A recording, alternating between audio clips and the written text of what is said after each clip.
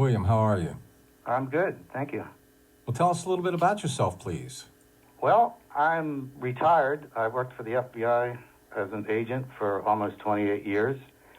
I retired as a supervisory special agent, and I've been writing books since my retirement and playing a lot of golf. So tell us about your book. Well, Never Volunteer, it's a funny historical love story of a kid from Baltimore named Monty Culpepper. It's based on a true story and actual love letters from World War II. Monty grows up during the Great Depression, and he feels no love at home from his family. Nevertheless, he experiences some grand times with his many friends from the neighborhood. He falls madly in love with a beautiful, popular girl named Lucille Flanagan, only to be separated at the outbreak of World War II. His jealousy causes him major problems in his relationship. After the war ends and his years go by, Monty's never able to achieve the ambitions he thought were so easy to obtain when he was young. And then, sadly, things don't always work out the way one hopes. And that's a big message in the book. Now, who did you write your book for specifically? Who's your target audience here? Well, I wrote this book for readers with an interest in history. It contains a lot of elements that readers find fascinating, including life during World War II and relatable struggles with family and love. So could you say there's any type of central message or perhaps underlying theme that you would say runs throughout your book? The central message in the book is how every decision and choice a person makes, whether it concerns love, duty to country, or career choice, has a profound effect on the remainder of one's life.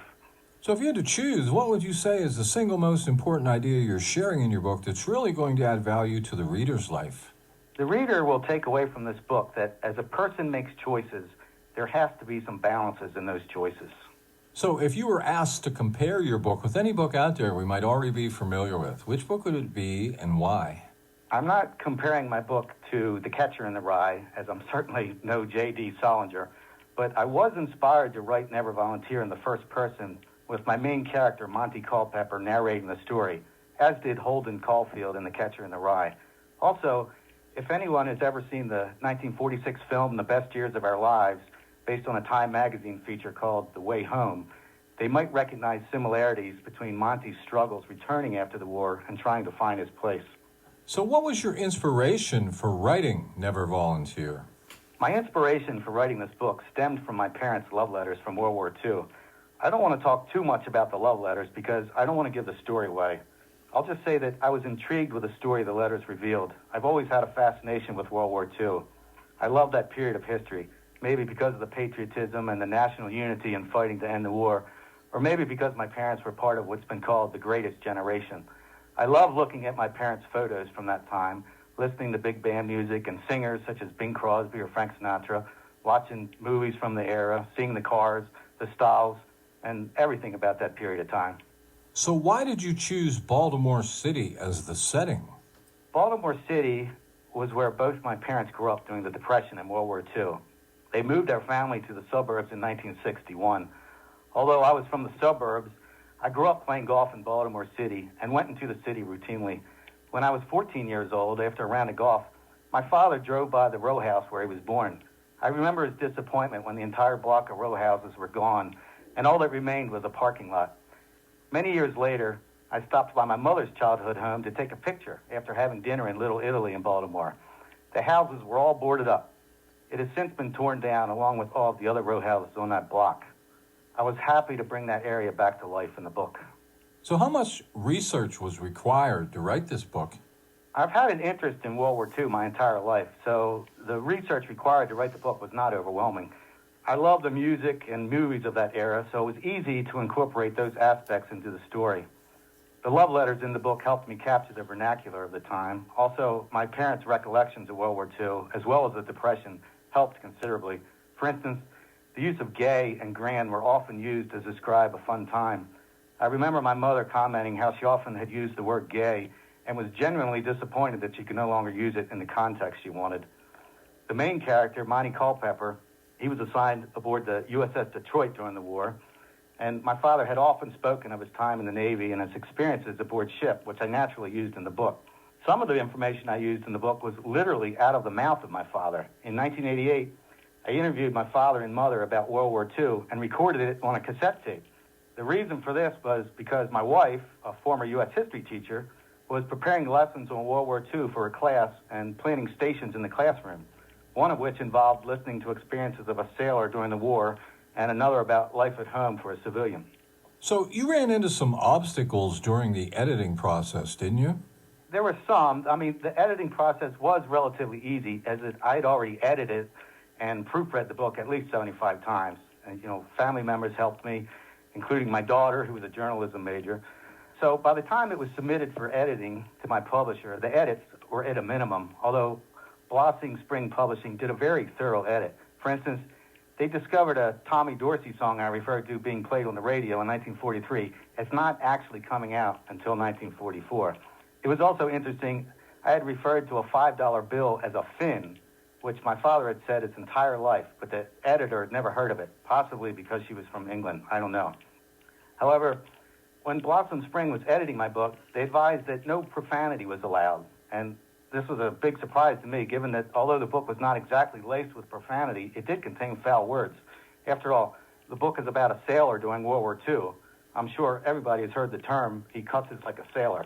In fact, World War II was when the F word became very common in the military and everyday conversation.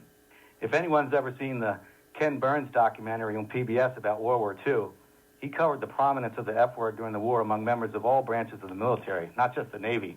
It was actually humorous during the documentary, particularly when they described how soldiers returned from the war and were at the dinner table with their mothers or their wives and families, and they would say, for example, pass the effing butter, because they had become so accustomed to cursing. The soldiers in World War II actually invented acronyms with the F word to describe military operations and situations they were in. For example, the term FUBAR became very popular, which stood for effed up beyond all recognition, and snafu, which stood for situation normal, all effed up. Now, I had numerous cuss words throughout my book, but I had only used the F word 4 times. And I didn't argue with Blossom Spring that it was historically accurate to use the F word, and they oddly didn't even mention the other profanity I used. They apparently had an aversion to the F word. Now, what kind of response did you actually get from your family members? Well, family members have recognized some real-life experiences depicted in the story. For example, I described an incident in Monty's childhood where he was hit in the head with a hammer by his older sister, and this was based on a story I had heard regarding my father and his sister. And my cousin read the book and said that his mother had described the story differently, claiming she had dropped the hammer accidentally on his head. Then my own sister read the book and later began telling her children an incident from the book in my presence as if it were all true. I had to interrupt her to tell her that I had completely made up that particular story. Oh man, that's funny. So, did your environment or upbringing play any major role in your writing? Yes, it did. I grew up listening to my father's stories, many of which involved his youth during the Depression and then his service during World War II. I incorporated many things he told me into the book, although I inserted many of my own experiences into the book, too, for the character. The book is, of course, fiction. I was not even alive during most of the time frame of the story, and much of it comes from my own imagination. I also worked for the FBI for almost 28 years, and I virtually had to write down nearly everything I did, which I always enjoyed. Most other agents complained about all the paperwork, but I liked documenting everything. Part of it was wanting my supervisors to know all the work I was doing, but I also liked telling a story. And I was applauded, too, throughout my career for my writing skills. So what can you tell us about this genre and why you decided to write in this genre? I write historical fiction because I love writing about real people and imagining their lives in a bygone era. I personally enjoy transporting myself back in time to create a compelling story. And my hope is that my readers will also be transported to a different era while completely engaged with the characters. So what's been your most rewarding experience since publishing your book? I've really enjoyed my book presentations at libraries where people have interjected about their own parents' or grandparents' love letters from World War II. Now, how would you describe your writing style? I have a narrative writing style. I love to tell stories. I would have to say that I'm more conversational, and I strive to be amusing. So, are the characters pure fiction, or did you draw from people you know in real life? My characters are drawn largely from people I know. So would you say you're more of a character artist or more a plot-driven writer? I'm definitely more of a character-driven writer. My main character, Monty Culpepper, tells the story in the first person. I try to put myself in the character's shoes when writing, The entire book is Monty telling his personal story. Was there anything here that you found particularly fascinating or surprising while you were doing your research and writing? I researched the history of the USS Detroit, the ship that Monty Culpepper was on in the book, and also my father was on that ship in World War II, as well as other ships in the Pacific Fleet to ensure accuracy. And one of the most interesting tidbits of information I found was that only 2 U.S. ships were at both Pearl Harbor on December 7th, 1941, and at Tokyo Bay on September 2nd, 1945, at the formal surrender of Japan. And that was the USS Detroit and the USS West Virginia. So other than selling your book, of course, is there anything else you hope to accomplish with it? Well, the benefit of buying a book like this would be to hopefully be entertained by this often amusing love story while gaining insight into a sailor's service during World War II, civilians on the home front, and life in general during that area.